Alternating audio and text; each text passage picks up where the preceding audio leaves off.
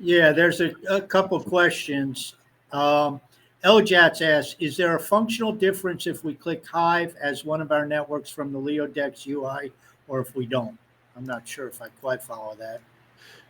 Yeah, so if you don't select Hive when you log into LeoDex, Okay. then it won't prompt you to log in with your keychain wallet, which means that you won't be able to do any Hive swaps. And if you try, you can actually try it.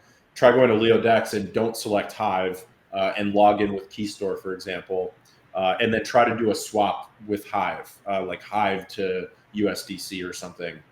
It will actually tell you to connect with Keychain. Since you're not connected.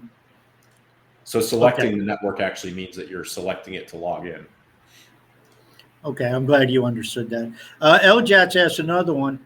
Do you foresee these four DEX protocols being incentivized to, in quotes, compete more one with the others and try to catch up on speed or fees due to the real time comparison that LeoDex provides the users with? Let me see if I understand that better. Do I? I think he's saying, if I'm understanding correctly, are these DEXs going to be incentivize LeoDex to try to incur more business from LeoDex with the speeds and fees of other chains there. Do you see them getting Yeah. aggressive? I don't think that's really the mechanism, but Yeah, I mean, I think that they're just all trying to be the best price and speed that they're capable of.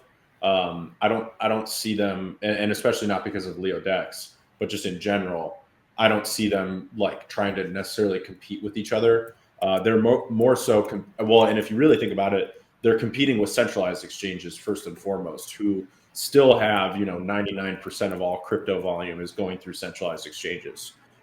So what they're really competing with is the depth of liquidity and the efficiency of centralized exchanges. So, really, we've actually seen these DEX ecosystems, especially THORChain and ChainFlip and Maya.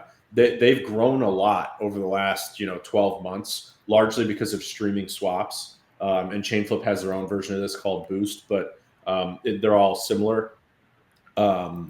They've grown in this regard because of getting better price efficiency. So sometimes when you do a trade on THORChain, it's actually cheaper than doing that same trade on a centralized exchange. In almost every case, if you're doing a large swap, it's actually cheaper to do it on THORChain than to do it on a centralized exchange like Binance, for example, or Coinbase, because they charge a fee.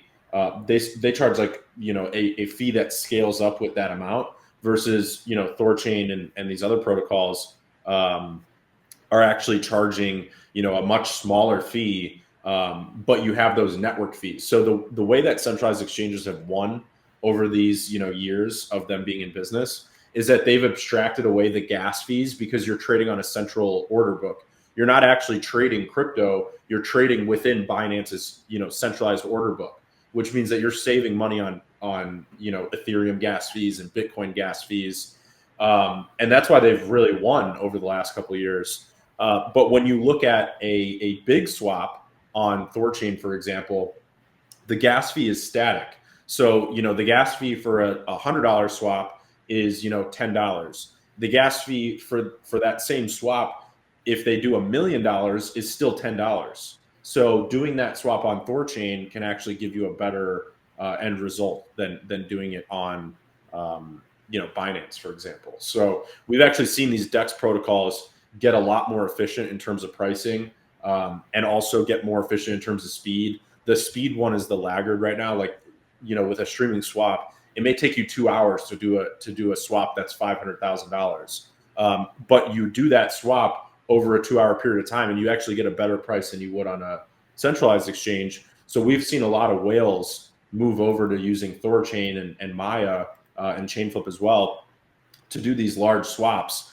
And what has really fascinated me is that we're actually starting to see centralized exchanges themselves starting to use THORChain to do these swaps. So basically what they're doing is, like, at the end of the day, they rebalance their balance sheets because the internal order books, some users are selling Bitcoin and buying more Ethereum.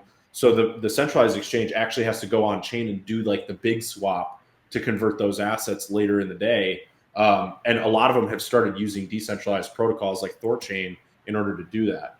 I think that that's going to be one of the biggest forms of volume that come in the next couple months and years, is going to be centralized exchanges rebalancing their own books using decentralized exchanges, which is kind of ironic, but we have seen it already with a few centralized exchanges.